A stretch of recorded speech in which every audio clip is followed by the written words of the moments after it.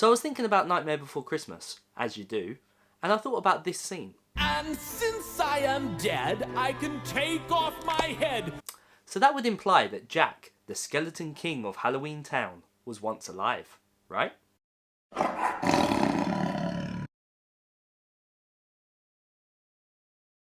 Hi guys, and welcome to Hydra Collectibles, where we let our geek flag fly. My name's Luke and I'm your host, and today we're answering the question, who was Jack Skellington?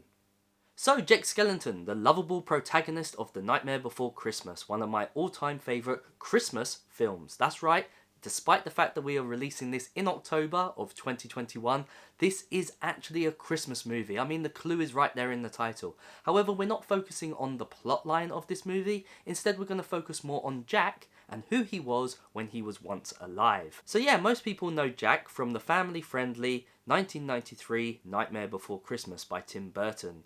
However, this was not Jack's first appearance, no, for he first appeared in 1988 in Tim Burton's classic, Beetlejuice.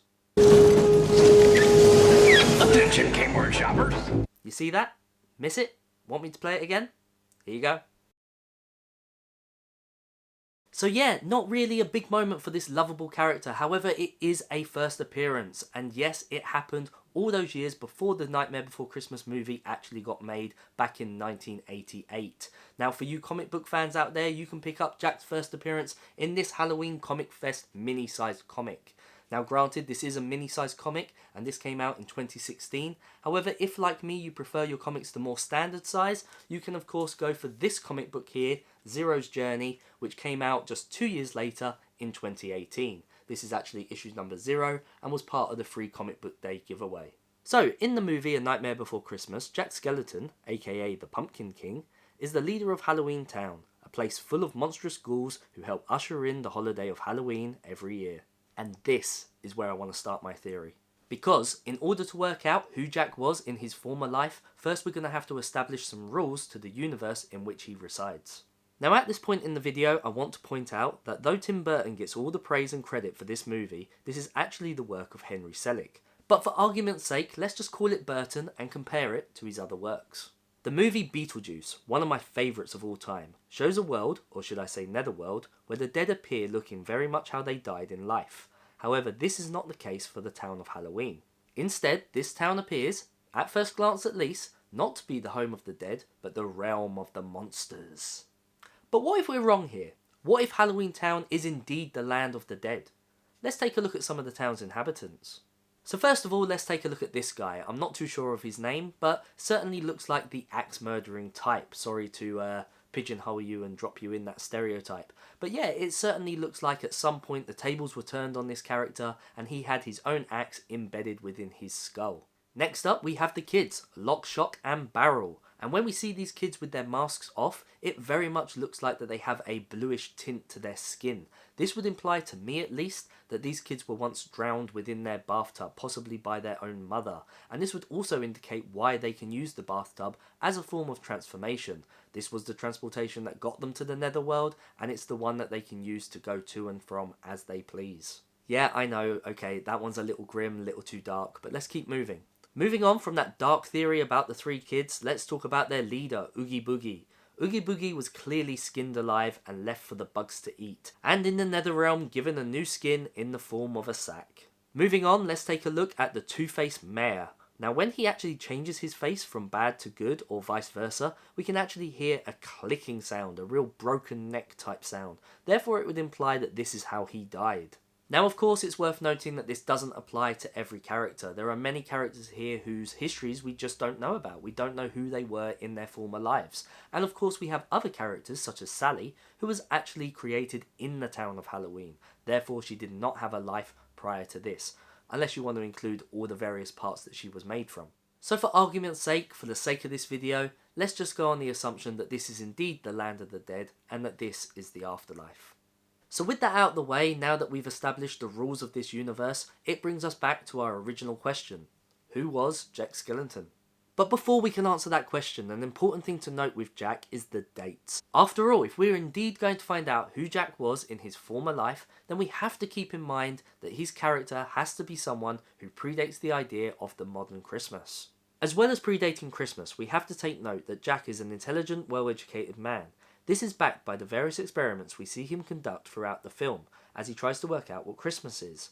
He is also a natural-born leader, able to rally up the troops with his charisma, and also a skilled fighter, which we see in the final acts as he combats the dreaded Oogie Boogie. So with all this in mind, who is he? One theory that's been circulating the internet for a number of years now is of course the Burtonverse, a theory that the main characters of Frankenweenie, The Corpse Bride and A Nightmare Before Christmas are the same being or relative of, and though this is a nice theory, tied together with the adjoining dog character, this is one that just doesn't really fit for me, doesn't really work.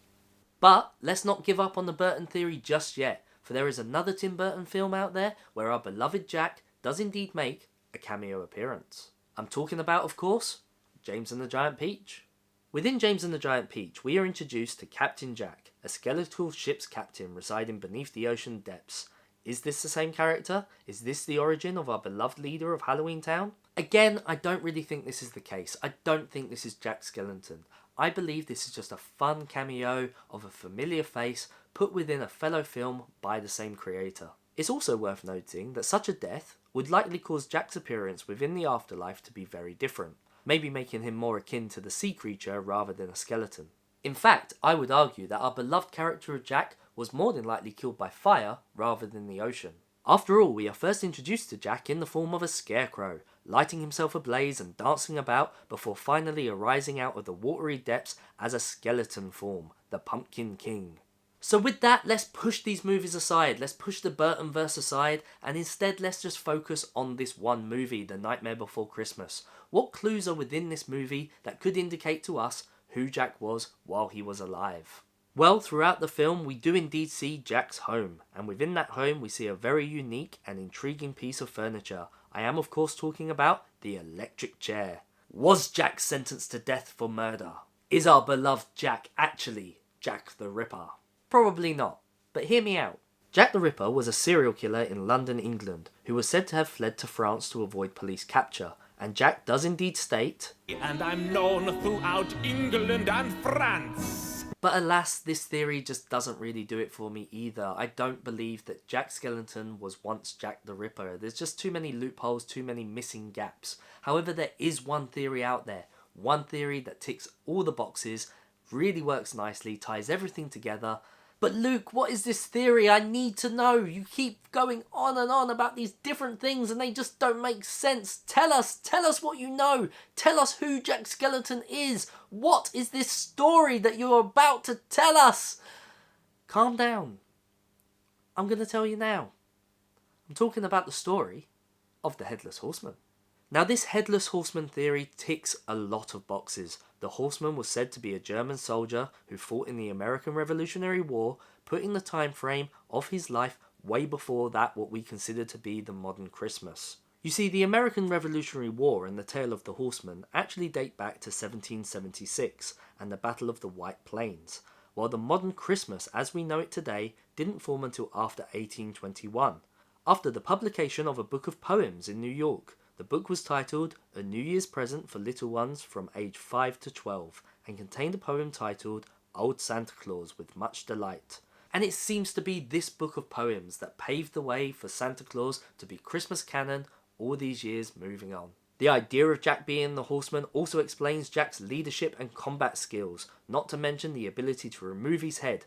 After all, it was said that the Horseman met his grisly fate after a cannonball decapitated him, taking his head clean off. The stories of the Horseman would also tell us that he once wore jack-o'-lanterns in place of his own head, and of course the name jack-o'-lantern, Jack Skellington, makes so much sense, not to mention the fact that a jack-o'-lantern is a pumpkin and Jack is the Pumpkin King of Halloween Town. I rest my case for Jack Skellington is none other than the Headless Horseman himself. If you enjoyed this video, please hit that like button, poke it right in its little eye. And why not check out this video from last year's Halloween content? I think you're going to like it. And until next time, I'll see you in another life. Take care.